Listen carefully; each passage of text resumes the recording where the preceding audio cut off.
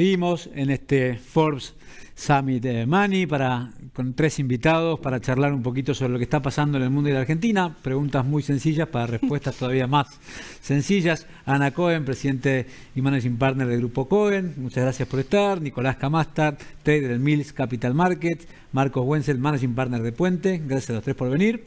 Empezamos. Ana, el mundo, la verdad que de Argentina hablamos más tarde. El mundo viene atravesando desde la pospandemia cambios inimaginables, y se le suma al problema importantísimo de la inflación, de la aceleración de la inflación en el mundo, las caídas de algunos bancos como consecuencia, quizás en parte, de esta inyección masiva de dinero. ¿Cómo es el panorama en el corto plazo, o en cuánto tiempo el mundo se va a volver a normalizar? Bolas de cristal, todavía creo que ninguno tiene. Yo estoy atenta a algunas cuestiones, el famoso reopening trade de China, que no termina de recuperarse del todo, pero que ya empieza a mostrar señales.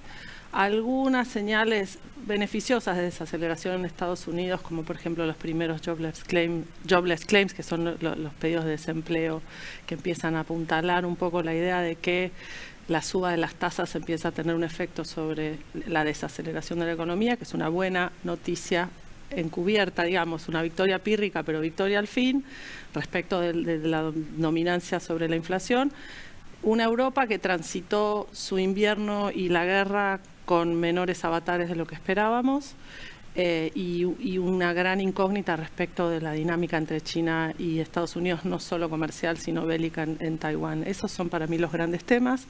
Desde lo local en Estados Unidos me preocupa más, desde lo local no Argentina, desde lo local de Estados Unidos me preocupa un poco la conversación más de corto del techo de la deuda, y hoy tenés el primer efecto numérico y remicro de esas caídas de los bancos que vos hablabas. Hoy First Republic emitió su reporte trimestral, su balance, y con bastantes malas noticias. En el premercado cayó un 25%. No le veo demasiado problema de riesgo endémico si los factores y las variables continúan así.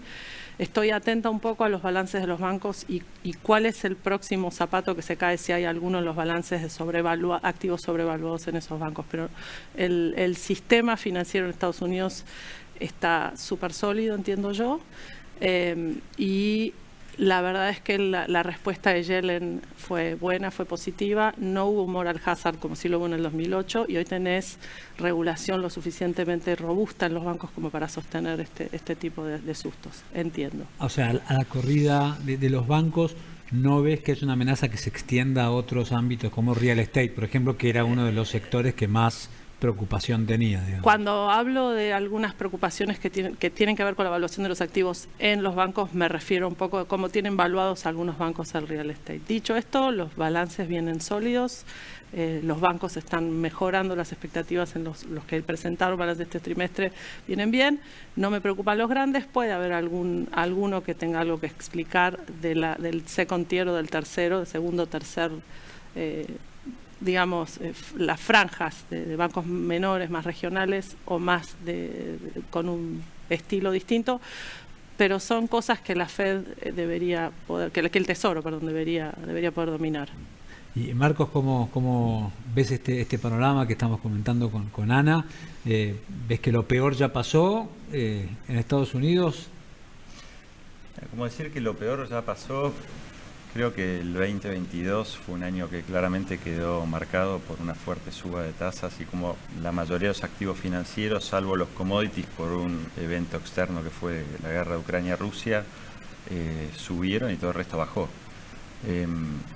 El evento de suba de tasas de Estados Unidos, y como lo llamo yo, que la renta fija volvió, porque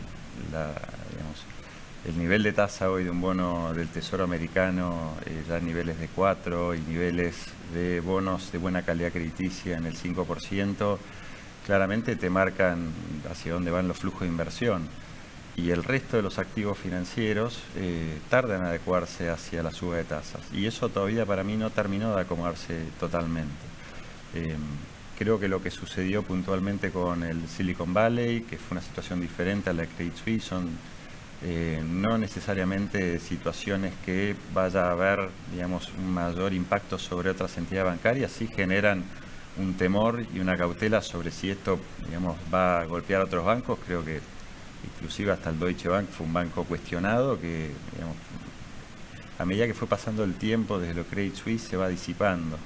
Entonces, me parece que todavía hay sectores que no terminaron de ajustar la suba de tasas. El real estate siempre es el último, y todavía hay situaciones, si lo vemos desde Latinoamérica, donde determinados activos de renta fija de países, inclusive países vecinos, los plazos fijos en dólares pagan menos que un bono del Tesoro. Entonces lo pongo como una referencia de que... El desorden de los...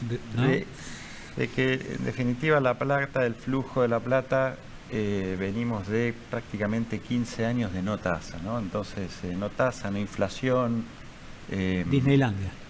Una Disneylandia donde tuvimos dos situaciones, diría, las más fuertes desde el punto de vista de los mercados, el 2008 y el 2020, con otras crisis menores que tuvieron automáticamente una respuesta de la Reserva Federal de un aumento de la base monetaria infernal. Y si uno mira el comportamiento del S&P frente a la base monetaria, es directa. Si yo veo la situación actual y la comparo con otras crisis, no hay chance hoy de un aumento de la base monetaria como lo hubo en el 2008, como lo hubo en el 2020, con lo cual esperar que haya un rebote fuerte del mercado de acciones lo tomaría entre cautela, más teniendo hoy la oportunidad de poder invertir en renta fija en activos que te rinden el 5 y si miramos en Latinoamérica el 7. Claro. Y Nicolás, ¿cómo ves este escenario? Más que nada, después de estos 15 años de Disneylandia, en que los inversores estaban acostumbrados a tener buenos resultados sin mayores sobresaltos, sacando esos 2 años de algún cimbronazo, ¿qué es lo que más te piden hoy? ¿Qué es lo que más les preocupa? No quiero perder mis dólares. Sí, no exactamente. Básicamente quieren mantener el poder adquisitivo en dólares. Un poco lo que estamos viendo afuera, si bien estamos en... El ciclo de tasas pasó de 0,025, estamos hoy en 5% de tasa y nosotros estamos esperando que haya 25 basis de suba adicional de tasa. Luego de eso creemos que la tasa va a dejar de subir, o sea, estamos llegando ya al fin de ciclo de tasas. Entonces eso permitiría un poco alargar duration en la curva. Si vos no esperás más suba de tasa, puedes alargar duration. De hecho, se está esperando para los años siguientes que la tasa baje. Entonces acá nosotros lo que vemos es un trade-off entre lo que es inflación y recesión, que es un riesgo que ya empieza a estar latente. Por un lado, vos venías en épocas de pandemia con tasas al cero, con toda esta inyección de liquidez adicional que se dio. Esto provocó que la inflación interanual llegue a niveles que hace tiempo no se veían en Estados Unidos, niveles arriba del 9% interanual. Justamente lo que la Fed quiere hacer, sabemos que tiene dos objetivos principales, que es un target de inflación del 2% y objetivo de pleno empleo.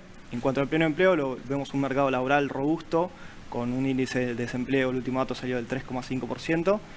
No así lo vemos tan claro en inflación, con un target del 2% y el último dato de inflación del 5%. Creemos que todavía le falta, bueno, tenés 3 puntos de diferencia todavía, y más aún si miras la core, que estuvo arriba del 5,5%. Entonces creemos que la Fed en este sentido quiere mantener tasas elevadas durante un tiempo más, justamente para generar este efecto de baja de inflación y llegar al target del 2%, pero por otro lado te empieza a correr ya el riesgo de una potencial recesión, que el mercado le está diciendo cuidado con esto. Si bien la recesión se esperaba en el primer trimestre de este año y no se dio, ahora el mercado está esperándola que potencialmente pueda llegar de acá a 3 o 6 meses. En este sentido nosotros lo que vemos es como atractivo estar posicionado en deuda corporativa, investment grade. De hecho estamos overweight en investment grade de corto plazo y underweight en high yield. Esto lo decimos porque, por un lado, como te dije, si vos esperás baja de tasas, podés extender duration en la curva para ganarte esta baja de tasa, pero por el otro lado, si tenés el riesgo de recesión, vemos que esta potencial recesión le puede pegar a los balances, tanto de bancos como empresas en general, particularmente en la mora, lo cual hace que seamos un poco más conservadores en este sentido y nos mantenemos en la parte corta de la curva, no más de 3-4 años, con rendimientos en torno al 4,5-5%. Y si queremos alargar duration en la curva, preferimos irnos a algo investment grade dentro de las notch más altas. Y Ana, supongo que los llamados de tus clientes también tienen que ver con lo mismo, se me derriten los dólares, no sabemos qué hacer, o no quiero que se me derritan, o cómo hago en este contexto para poder preservar valor, o distinto, buscar oportunidades.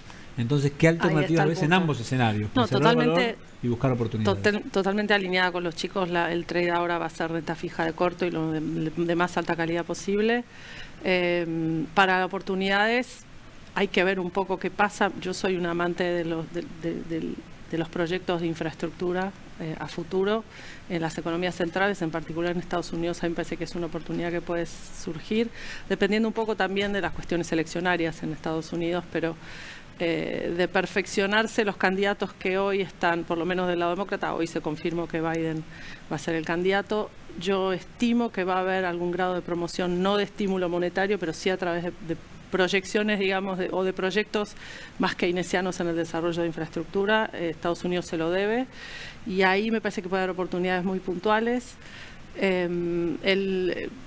De largo plazo siempre el S&P es una idea. Coincido con los chicos, con ambos dos, que por ahí va a haber momentos de mediano plazo en el que, en particular con las muestras que los balances van a ir reflejando de las subas de tasas, me cuesta un poco del corto plazo, porque además el S&P hoy, los drivers del S&P están totalmente concentrados en muy pocas compañías, en particular las tecnológicas, que todavía tienen que hacer limpieza, en particular Google, con el AI que le vino, la inteligencia artificial que le vino un poco en un punto ciego que no tenía. Va a haber muchos movimientos con las tecnológicas todavía por delante. Yo creo que sí, dicho esto, yo también me equivoqué, como vos me contás que a veces te pasa con algunas predicciones. Yo pensé que las tecnológicas iban a sufrir más de lo que sufrieron y me equivoqué y tuvimos un rally reciente. Ahora creo que sí van a hacer el addressing de la situación, y las tenés concentrando una gran proporción del movimiento que tenés en el S&P hoy. De corto, de mediano y de largo a mí siempre me gustan. ¿Y Marcos, coincidís? ¿Seguís viendo las tecnológicas como una buena oportunidad o más bien esperando para recibir el impacto que todavía no llegó? Yo creo que si se engloba las tecnológicas como tecnológica, es algo tan amplio que claro, tenés tecnológicas que no ganan plata, que son más proyectos, entonces difiere mucho. Sí. Difiere mucho también desde el punto de vista de qué es lo que está buscando el inversor. Pues si vos en este contexto estás buscando, frente a un contexto de inflación que tocamos un pico, por lo menos los últimos más de 20 años, del 8%, y bajando por lo menos a expectativas, si bien la reserva tiene el 2%, supongamos que se queda en el 4%, hoy hay activos de renta fija que te están superando el 4%. Creo que en Latinoamérica tenés muy buenos créditos que estás en tasas del orden del 7 y 8%. Entonces ahí tenés alternativas donde vos tenés, frente a lo que es ganar poder adquisitivo, una buena oportunidad. Y en lo que es el negocio de renta variable, frente a este contexto, lo que no falla es comprar las empresas que ganan plata.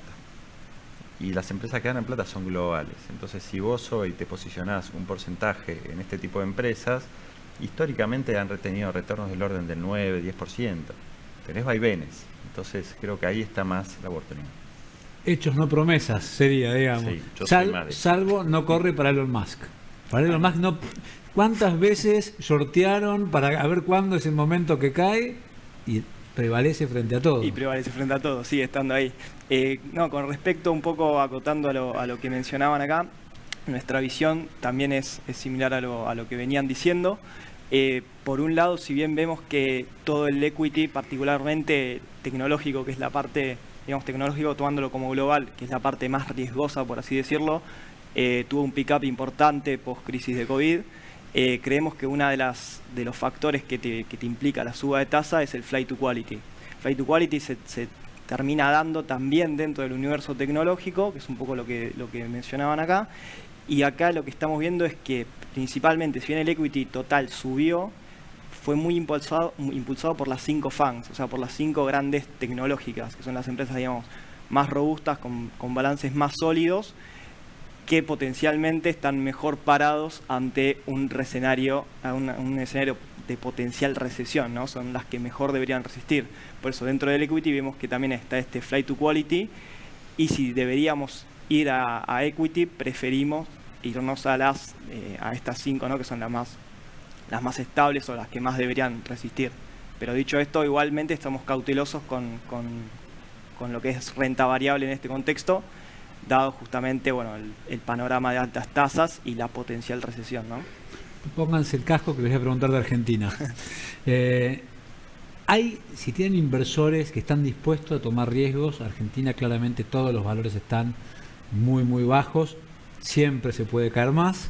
Entonces la pregunta es, ¿cómo están viendo las oportunidades para inversores que no le temen a nada para invertir en Argentina? Ahora empezamos. Bueno, arrancando, digamos, por lo que es deuda soberana en dólares, sabemos que estamos en niveles muy bajos, y bien llegaron a estar más bajos. Hoy en día estamos hablando de paridades de en torno al 25%. Acá lo que estamos viendo es, con el panorama electoral tan cerca, digamos, con las PASO faltando cada vez menos para llegar, vemos mucha volatilidad en el mercado. A esto se suman obviamente rumores que se dieron, por ejemplo, los rumores de la semana pasada, que todo esto hace que tengas un impacto en las cotizaciones, puede ser tanto positivo como negativo. Por eso lo estamos viendo como un trade muy arriesgado, de corto plazo. De largo plazo, justamente como decías vos, para inversores más arriesgados, lo vemos como algo atractivo, justamente por estar en paridades del 25%, digamos, a largo plazo estimamos que estas paridades deberían subir, ¿no? Pero bueno, de corto plazo lo seguimos viendo como algo que va a sufrir mucho la volatilidad. Después, pasando un poco al plano de los pesos, vemos los dólar link, por ejemplo T24, un dólar link venciendo en 2024 post elecciones, teniendo tasas del menos 1,60 aproximadamente.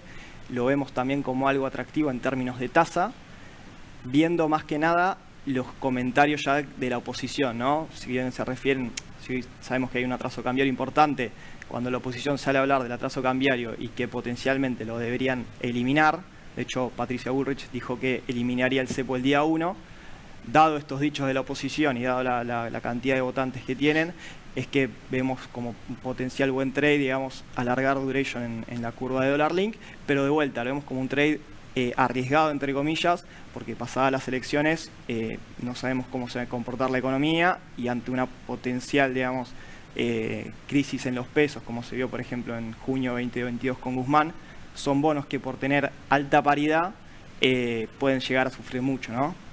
Y Marcos, ¿cómo lo ves? También supongo que es una fila de inversores, quieren invertir en Argentina, ¿y ustedes qué les dicen? Creo que en general hay un sesgo de que cada país, el que vive en el país, invierte un porcentaje en el país. El mexicano invierte un 30% en México, el argentino más o menos lo mismo, el uruguayo lo mismo. Entonces, eso se mantiene. Se mantiene en general. Que se mantiene. Interesante. Que se mantiene. En general, la realidad es que el nivel de tasa que ha pagado Argentina para el argentino, cuando uno demuestra oportunidades del exterior, dice, no, me sigo invirtiendo en Argentina, por lo menos un porcentaje. El escenario de Argentina, estando en un año electoral y teniendo, más allá de la dificultad de corto plazo, Argentina, si de acá al 25, en el 2024, no logra restablecer el crédito internacional, y vamos a ir a un evento de vuelta a reestructuración de deuda, y cuando hay un evento de reestructuración de deuda soberano, pasa lo mismo con varios de los provinciales y los corporativos.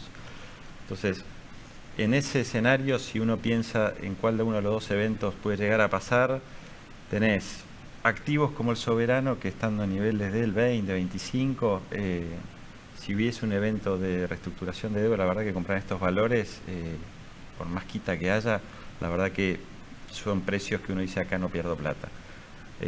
Es más un negocio de capital que de renta, porque de renta no te pagan. Y para aquel que está buscando renta, mirando la historia argentina, en las últimas reestructuraciones, ¿cuáles fueron los títulos, tanto corporativos como provinciales, que mejor, digamos, performance han tenido? Y ahí, dentro de los que son los provinciales, los que tienen garantía de regalías, uno si mira históricamente, más allá de la oscilación del precio, cobrando cupón, Ciudad, Córdoba, son los primeros que me vienen a la mente, ¿no? Los que tienen garantía de regalías es Chubut, Neuquén, Tierra del Fuego, principalmente esos energía. títulos. Claro. La verdad que han sido títulos desde el punto de vista del inversor, si bueno, tiene que salir a venderlos en determinado momento al precio que está, si es un negocio cobrar renta, son muy buenas oportunidades. Y del lado corporativo tenés también un segmento de las principales empresas que ya son no riesgo argentino, ya tienen negocio y muchos ingresos digamos, a nivel latinoamericano, Arcos Dorados, Pan American Energy, menciono algunos, que comparado con la tasa que te paga hoy otro bono corporativo latinoamericano, te paga un diferencial que lo hace atractivo. vuelta, son negocios de renta, esos no tanto de una apreciación de capital. Y Ana, también te pasa que parte de tus clientes, un 30%, 20%, no digo aproximado, ¿también siguen preservando inversiones en la Argentina? Un poco sí, no sé si el 30%, un poco sí.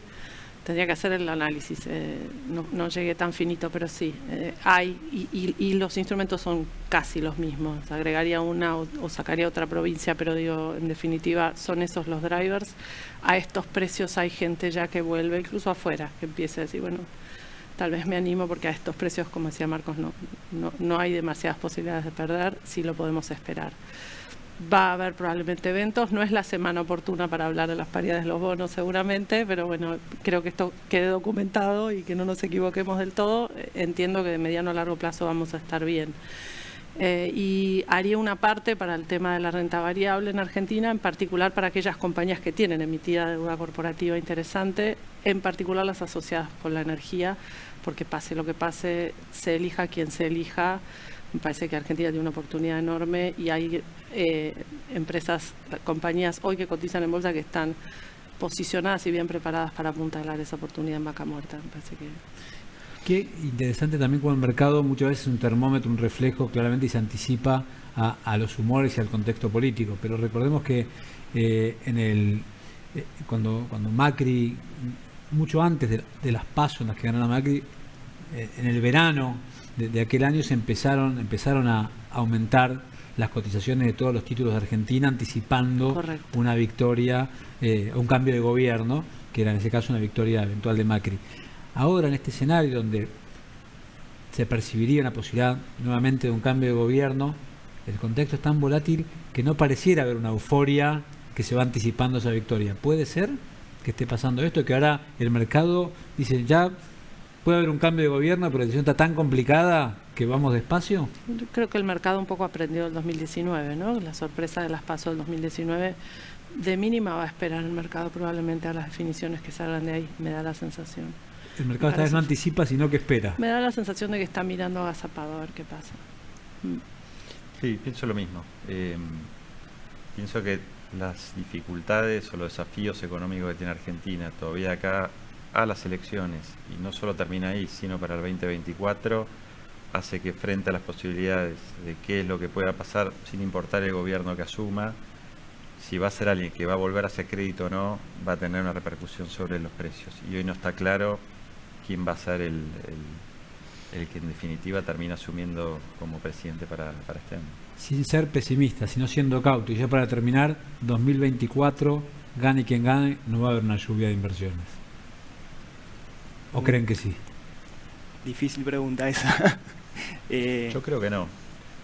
Yo creo que no. Es más, me quedo con una frase que últimamente se la estoy diciendo a muchos.